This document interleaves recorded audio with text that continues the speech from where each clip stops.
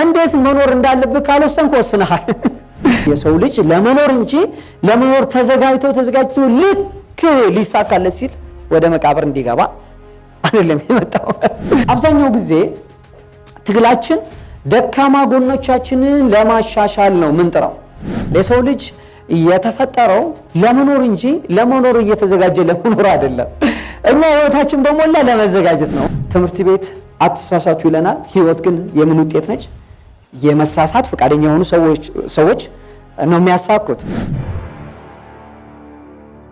የውስጥ ጀግናና የውስጥ ጠላት።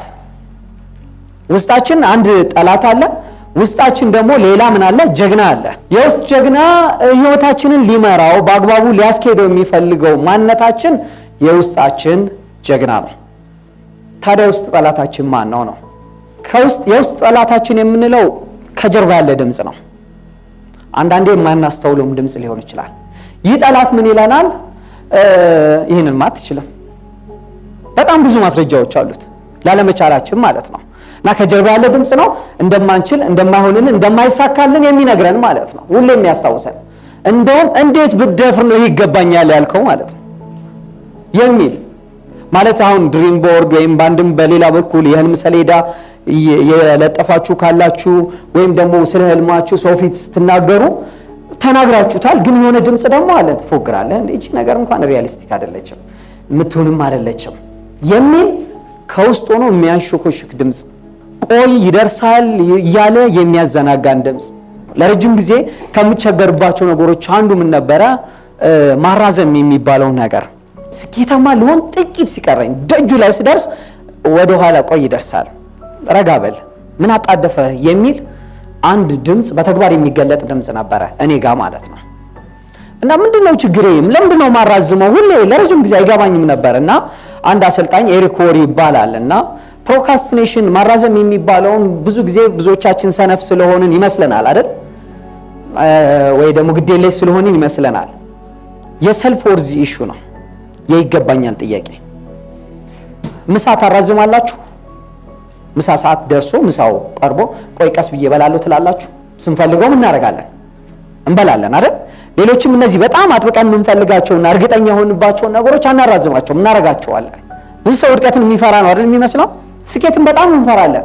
አብዛኛው ሰውም የሚፈራው እንደውም ዋናው ምንድነው? ስኬት ነው። ምክንያቱም ስኬትን አንደኛ ሞዴል የለንም፣ ሮል ሞዴሎች የሉንም። ሮል ሞዴሎች ስለሌሉን ስኬትን የምናውቀው በእነማን ነው? በእነ እገሌ ነው። እነ እገሌ ደግሞ ብዙ ጥሩ ህይወት የላቸው።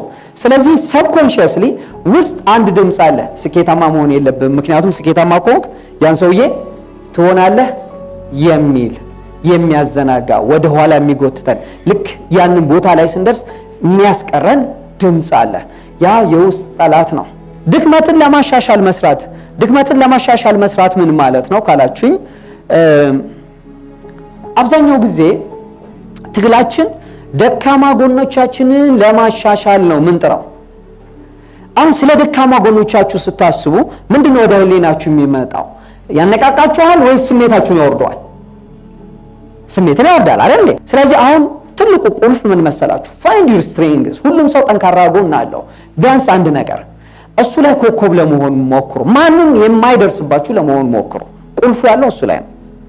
አብዛኛው ጊዜ ግን ያለንን ጠንካራ ጎን ላይ የመስራትና እሱን የማሳደግ በሱም ምርጥ መሆን ሳይሆን የምንሰራው ምን ለመሆን ነው? አማካኝ አቨሬጅ ለመሆን፣ ሁሉን ነገር ለማሻሻል። ሁሉ አማረሽን ገበያ አታውጣት። ሌላው መመሳሰል። ትምህርት ቤት ስራው ምንድነው? መጠፍጠፍ እኮ ነው። ዜሮ ክፍል ራሳችሁን አስቡት። ዜሮ ክፍል እያላችሁ አንድ ጥያቄ ሲጠየቅ ስንት ሰው ነው እጁን የሚያወጣው? ሁሉም ነው የሚያወጣው አይደል? ከዛ በኋላ ግን እንቀጠቀጥና ወደ ምን እናምናለን? መሳሳት የሚባል ነገር እንዳለ ትምህርት ቤት ይነግረንና ስለዚህ ላለመሳሳት እየተሳቀቀን ማለት ስንሳሳት እየተሳቀብን ስለሆነ ሪዲኩልድ እየሆንን ስለሆነ አስተማሪው እንትን እያለ ስለሆነ ወላጆቻችንም እየተናደዱብን ስለሆነ እጃችንን ማውጣት ምናምንልና አሁን ዛሬ ላይ ትልቅ ሰው ስለሆናችሁ የምጠይቃችሁን ቀላል ጥያቄ እንኳን ምን ለማለት ፈልጎ ነው ብላችሁ እጃችሁ ከዚህ ርቋችሁ እንዴ ለማውጣት ስትታገሉ እያየው ነው። ለምን? እናንተ ትልቅ ሰው ናችኋ። ትልቅ ሰው ደግሞ ተመሳሰል። እጅ ሰው ካላወጣ አታውጣ፣ እጅ ሰው ካወጣ አውጣ። አረ ስለዚህ መመሳሰል የሚባለው ነገር ሌላው ምናችንን ነው? የውስጥ ጠላታችንን የሚያፋፋው ነው። ትምህርት ቤት ወላጆች እኛን ስለሚወዱ የማይረባ ነገር ነው የሰጡን። ሌላ ጊዜ ብያችሁ ይሆናል። ትምህርት ቤት አትሳሳቱ ይለናል። ህይወት ግን የምን ውጤት ነች? የመሳሳት ፈቃደኛ የሆኑ ሰዎች ነው የሚያሳኩት። ትምህርት ቤት አትኮራረጁ ብሏል። በህይወት ውስጥ ግን ስኬታማ የሚያደርገው ምንድነው? መኮራረጅ ነው። በተለይ በፈተና ወቅት ትምህርት ቤት ለአንድ ጥያቄ አንድ መልስ ነው ያለው ይለናል።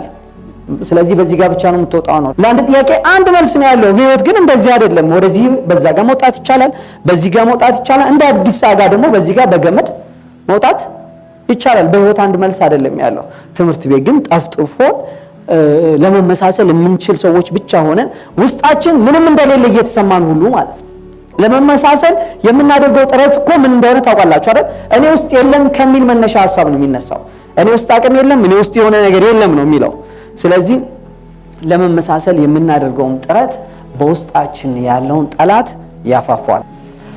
ስለዚህ የውስጣችንን ጀግና ማስነሳት ያለብን አይመስላችሁ? አንደኛ ወሰን። መወሰን የሚባለው እንዴ እስከዛሬ ወስኛል እንዴ? ምን አልወሰን ወስነን አናውቅም። ሲጀመር ልትሆን ስለምትፈልገው ነገር፣ ሊኖርህ ስለምትፈልገው ነገር፣ ልታደርገው ስለምትፈልገው ነገር ወስን። የመጀመሪያው ነገር እሱ ነው። በህይወቴ የማትቀበለው እኔ ከዚህ በኋላ ይሄንን አልቀበለውም፣ ከዚህ በኋላ ለራሴ በየወሩ እየታገልኩ መኖር አልፈልግም ወስኛለሁ ልንል ይገባል። መወሰን እንደሱ ነው፣ የጨከነ ውሳኔ። ይህን ካልሆነ አልቀበልም ያልነው ነገር እስቲ አስቡ። አለ የለም ይሄን ቢሆን ብቻ አቸግረኝ እንትን አልበል ማለት ጥሩ ህይወት ምንድነው ጥሩ ህይወት? ስለዚህ ውሳኔ የሚባለው ከዚህ ውጪ አልቀበልም፣ አልሰማም የሚል መስሚያዬ ጥጥ ነው የሚል ውሳኔ ነው እያወራኋችሁ ያለሁት። ስለዚህ ውስጥ ጀግና የሚነሳሳው አንደኛው ምንድነው? ስንወስን። የሰው ልጅ የተፈጠረው ለመኖር እንጂ ለመኖር እየተዘጋጀ ለመኖር አይደለም። እኛ ህይወታችን በሞላ ለመዘጋጀት ነው። አብዛኛው ጊዜያችንን ምንድነው? በዝግጅት ነው።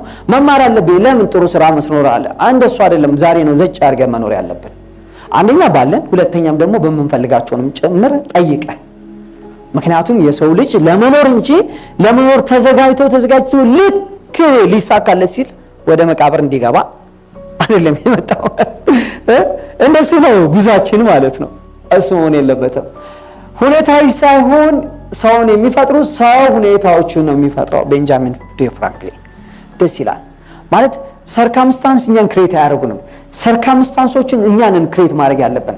ዋይ ሁልጊዜ ኢቨንት ይፈጠራል በሰው ህይወት ውስጥ ማለት ነው አይደል? እቺ ፎርሙላ ደስ ትለኛለች። E + R = O ማለት E ኢቨንት ነው፣ ክስተት ነው። R ምላሽ ነው። O አውትካም ነው። ውጤታችንን የሚወስነው የሚከሰተው ክስተት አይደለም፣ እኛ የምንሰጠው ምላሽ ነው። እንዴት መኖር እንዳለብህ ካልወሰንክ ወስነሃል። በደንብ ስሙት። ማለት እኔ እንደዚህ ነው ምኖረው ብለን ኤክስፕሊሲትሊ የምንፈልገውን የህይወት አይነት ካልወሰንን ኦልሬዲ ምን አድርገናል? ወስነናል። ምን ማለት ነው? ያለውን ለመቀበል ወስነናል ማለት ነው። አሁን ሪሶርስ ብዙ ጊዜ ከውጭ ነው የምንፈልገው። ገንዘቡ ቢኖረኝ ኖሮ፣ እውቀቱ ቢኖረኝ ኖሮ፣ ጊዜው ቢኖረኝ ኖሮ፣ ኮንታክቱ ቢኖረኝ ኖሮ ምንላቸው ነፍ ነገሮች ስላሉ እነሱን ነው የምንጠብቀው። ግን እውነታው ግን እኔና እናንተ ውስጥ ምንፈልገውን ነገር ለማድረግ የሚያስችለው እምቅ አቅም አለ። ትልቁ ነገር እኔ ፈጣሪ ልጅ ነኝ፣ እኔ ፈጣሪ በአምሳሉ የፈጠረኝ ነኝ፣ ስለዚህ ይገባኛል የሚለውን ጥያቄ በርዝ ራይት እስክንጠይቅ ብቻ ነው።